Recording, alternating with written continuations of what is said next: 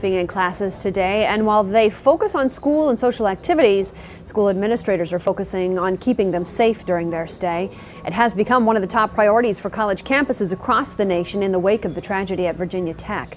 And joining us to talk a little bit more about campus security from Millersville University are Pat Weidinger, Director of Safety and Environmental Health, and Chief Wayne Silcox of the Millersville University Police Department. Also from the University of Delaware, Police Chief James Flatley. Good morning, gentlemen.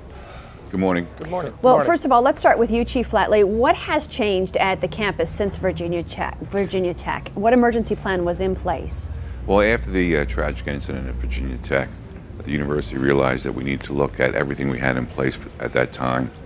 And previously to that incident at Virginia Tech, the senior university administration at the University of Delaware did see a demonstration of a text messaging system.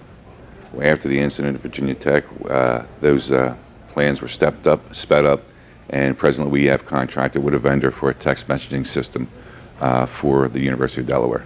Now, will that text message go out to the students? Does it go out to the students and the parents? How does it work, and how quickly can it be implemented?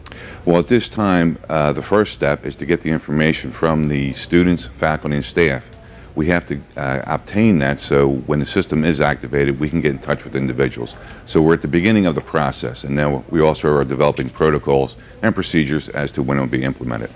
So we don't know yet of a date, even though school has started, that system doesn't work yet? Correct. I foresee it being in place within the next 2 weeks. Okay. Students at Virginia Tech were also in the classroom. How do you protect students who are already sitting in class? During the summer, members of the University Media Services developed a program where classrooms that have digital video players, we can project an image onto the screen, informing individuals in the classroom of an emergency situation. We also have installed what they call voice over internet phones in all the classrooms, and they can dial 911 to reach our communication center. So if they have the media player in their room, they would know about it? Correct. If they don't, then would they still somehow know about this? What we would have to do is hopefully we would have to rely on human beings. We'd send officers out and try to inform as many people as possible. Is there a plan to have media players in every room, or is that financially possible? At this time, I don't know what the future plan is for all the digital video players. Okay. I want to talk about Millersville for just a moment. I know you had a security plan in place prior to Virginia Tech. Mr. Weidinger, Millersville reviews its emergency plan quite a bit. You actually noticed that there was a problem with this particular emergency plan. Tell us what that was. Yeah, we've had our emergency plan in place prior to Virginia Tech. We've actually done several emergency drills, including a stadium evacuation plan, tabletop exercises, mock shooting events, both here on campus and also in conjunction with our local school district, where we've practiced the same type of events where we would have a shooter come into a classroom environment and practice what the police techniques we would need to use to take the necessary events to take the shooter out of the building and protect our students.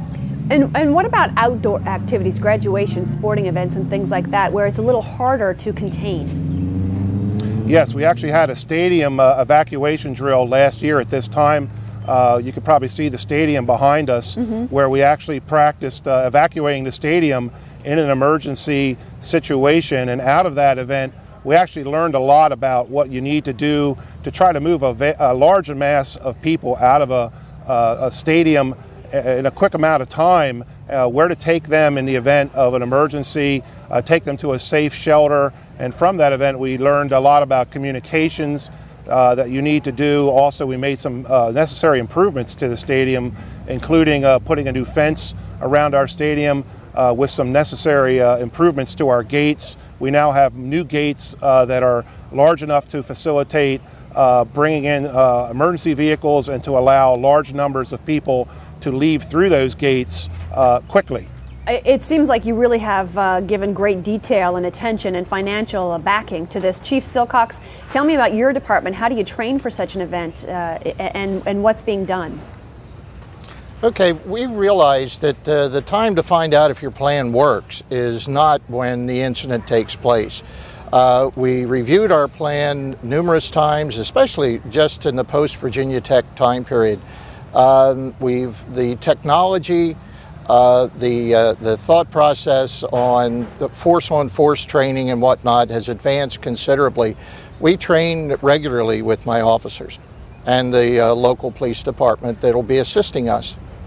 Now, every year as the new students come in, do you train to inform them as well of what those plans are? Yes, we do.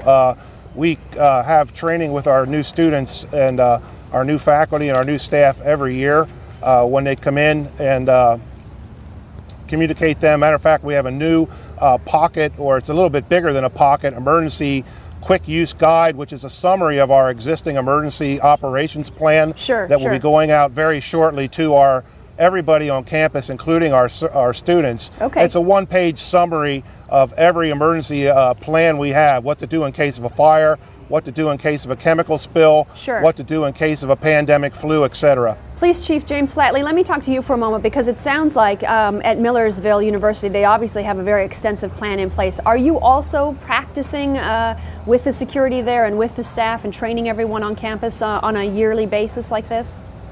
We have what we call a campus directory, and in that campus directory is policies and procedures in order to what to do in the event of an emergency type situation: fire, bomb threat, active shooter, etc. And we are in the process right now of training with the local City of Newark Police Department in an active shooter scenarios. Okay. And that is practical exercises. And we do have an emergency operations plan in effect.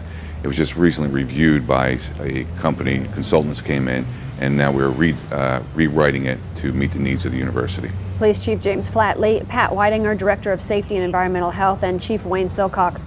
Thank you very much, all three of you, for being with us this morning. We appreciate it. You're welcome. Thank you. Thank you.